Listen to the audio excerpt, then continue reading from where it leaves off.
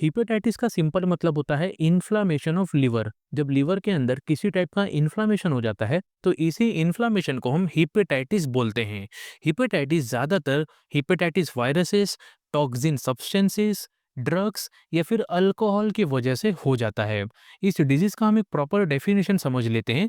Hepatitis is inflammation of the liver usually caused by hepatitis viruses A B C D E, toxins, drugs और alcohol which leads to impaired liver function. जैसा कि अब भी हमने देखा था कि हेपेटाइटिस एक ऐसा डिजीज होता है जिस वजह से हमारे लिवर के अंदर इन्फ्लामेशन हो जाता है। हेपेटाइटिस ज़्यादातर हेपेटाइटिस वायरसेस जैसे कि viruses A, B, C, D, E, toxins, drugs या फिर अल्कोहल की वजह से होता है। जब किसी पेशेंट को हेपेटाइटिस डिजीज हो जाता है तो इस डिजीज की वजह से पेशेंट का जो लिवर फंक्शन है वो काफ़ी बेकार हो जाता है, लिवर फंक्शन इम्पेयर्ड होना चालू हो जाता है। सो ये तो था definition and introduction about hepatitis. Hope आपको अच्छे तरीके से समझ गया होगा। नेक्स्ट हम इटियोपैथोजेनेसिस ऑफ हेपेटाइटिस के बारे में समझ लेते हैं, यानी कि हेपेटाइटिस के कॉजेज क्या क्या होते हैं, क्या रीज़न होता है इसके पीछे, इसके बारे में डिटेल में समझ लेते हैं। Hepatitis occur when hepatotropic viruses और hepatotoxic substances reach the liver. In viral hepatitis, the viruses infect hepatocytes and multiply inside it. The immune system activates and destroys these infected hepatocytes, which causes inflammation and necrosis. In hepatitis caused by hepatotoxic substances, hepatocytes are damaged directly. If the virus stay in the liver for a long time, it can lead to persistent infection with chronic inflammation, fibrosis, or cirrhosis. Risk factors included contaminated food or water, unsafe injection, blood transfusions and excessive alcohol intake. किसी भी healthy इंसान को hepatitis तब होता है जब उस इंसान के लिवर के अंदर हिपेटोट्रोपिक वायरसेस या फिर हिपेटोटॉक्सिक सब्सटेंसेस पहुंच जाते हैं। ये वायरसेस पेशेंट के लिवर के अंदर जाते हैं और लिवर का जो सेल होता है जिसको हम हिपेटोसाइट्स बोलते हैं, इस हिपेटोसाइट्स को इन्फेक्ट करना चालू करते हैं और इसी हिपेटोसाइट्स के अंदर मल्टीप्लाई होना स्टार्ट हो जाते हैं। जब ये मल्टीप्लाई होते हैं तो इसी रिस्पॉन्स में हमारे बॉडी का जो इम्यून सिस्टम है वो एक्टिवेट हो जाता है और एक्टिवेट होते ही हमारा इम्यून सिस्टम जो भी हिपेटोसाइट्स इन्फेक्ट हो चुके हैं, इन इन्फेक्टेड हिपेटोसाइट्स को डिस्ट्रॉय करना चालू कर देते हैं, जिस वजह से हमारे लिवर के अंदर इन्फ्लामेशन हो जाता है और लिवर के जो सेल होते हैं उनका डेथ हो जाता है, जिनको हम नेक्रोसिस बोलते हैं। अगर हेपेटाइटिस हिपेटोटॉक्सिक सब्सटेंसेस की वजह से हो रहा है तो ये हिपेटोटॉक्सिक सब्सटेंसेस लिवर के अंदर जाते हैं और डायरेक्टली हमारे हिपेटोसाइट्स को डैमेज करना चालू कर देते हैं। अगर वायरस लिवर के अंदर लंबे समय तक रहेंगे तो लंबे समय तक रहने की वजह से इस वायरस के वजह से हमारे लिवर के अंदर इन्फेक्शन काफ़ी लंबे समय तक रहेगा और इन्फेक्शन की वजह से लिवर के अंदर क्रोनिक इन्फ्लामेशन हो जाएगा, फाइब्रोसिस हो जाएगा और सिरोसिस भी हो जाएगा।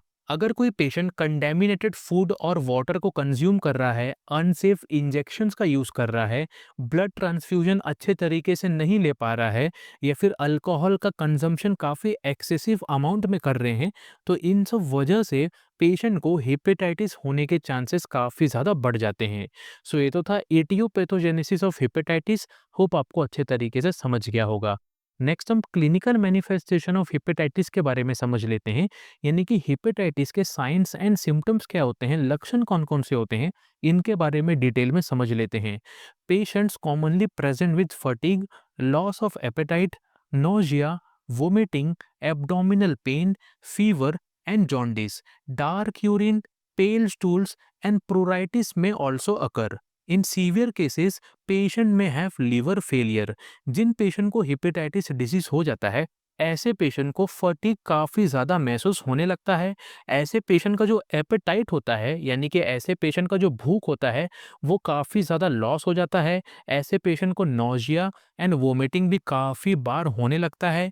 इन पेशेंट को एब्डोमेन में पेन होने लगता है, यानी कि पेट का जो हिस्सा होता है वहाँ पर पेन होना चालू हो जाता है। इन पेशेंट को फीवर भी कंटिन्यूअसली रहता है और काफ़ी सारे पेशेंट ऐसे भी होते हैं जिनको जॉन्डिस भी होना चालू हो जाता है।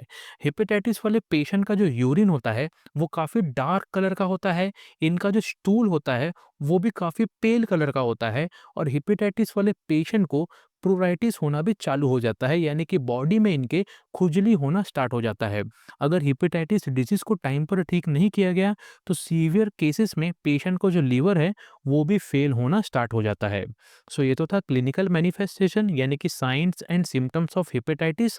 होप आपको अच्छे तरीके से समझ गया होगा। नेक्स्ट हम non pharmacological management of hepatitis के बारे में समझ लेते हैं, यानी कि इस डिजीज को बिना किसी ड्रग या बिना किसी मेडिसिन के किस तरीके से मैनेज किया जाता है, इनके बारे में डिटेल में समझ लेते हैं।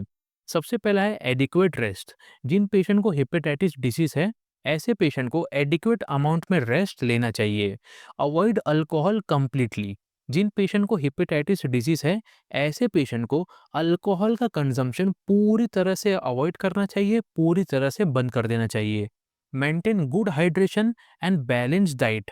जिन पेशेंट को हेपेटाइटिस है ऐसे पेशेंट को अपने बॉडी का जो हाइड्रेशन लेवल है वो अच्छे तरीके से मेंटेन रखना चाहिए और अपने डाइट को भी बैलेंस रखना चाहिए। Avoid fatty, spicy and heavy meals. जिन पेशेंट को हेपेटाइटिस है ऐसे पेशेंट को फैटी फूड, स्पाइसी फूड या फिर ऐसे फूड जो काफ़ी भारी होते हैं, काफ़ी हैवी होते हैं, इन सब टाइप के फूड को नहीं कंज्यूम करना चाहिए, अवॉइड करना चाहिए। Practice strict hygiene to prevent spread. जिन पेशेंट को हेपेटाइटिस है ऐसे पेशेंट को स्ट्रिक्ट हाइजीन अच्छे तरीके से प्रैक्टिस करना चाहिए, क्योंकि ऐसे पेशेंट ने अगर अपना हाइजीन अच्छा नहीं रखा तो इनके यूरिन वगैरह के जरिए जो इन्फेक्शन है वो स्प्रेड हो सकता है। Avoid hepatotoxic drug. जिन पेशेंट को हेपेटाइटिस है ऐसे पेशेंट को हेपेटोटॉक्सिक ड्रग यानी कि ऐसे ड्रग जो काफ़ी टॉक्सिक होते हैं लीवर के लिए, ऐसे टाइप के ड्रग को अवॉइड करना चाहिए। सो ये तो था non pharmacological management of hepatitis. Hope आपको अच्छे तरीके से समझ गया होगा। नेक्स्ट हम फार्माकोलॉजिकल मैनेजमेंट ऑफ हेपेटाइटिस के बारे में समझ लेते हैं, यानी कि हेपेटाइटिस डिजीज को मेडिसिन का यूज करके किस तरीके से मैनेज किया जाता है, इसके बारे में डिटेल में समझ लेते हैं। सबसे पहला है एंटीवायरल्स। इसके एग्जांपल है टीनोफोविर, एंटाकाविर एंड सोफोसबुविर। ये मेडिसिन काफ़ी इंपॉर्टेंट होते हैं हेपेटाइटिस डिजीज को ठीक करने के लिए। ये मेडिसिन पेशेंट के बॉडी के अंदर जाते हैं और लीवर के अंदर वायरस के मल्टीप्लिकेशन को रिड्यूस करने का काम करते हैं, जिस वजह से हेपेटाइटिस डिजीज भी धीरे धीरे ठीक होना चालू हो जाता है। इसके बाद है विटामिन के। ये मेडिसिन भी काफ़ी इंपॉर्टेंट होते हैं।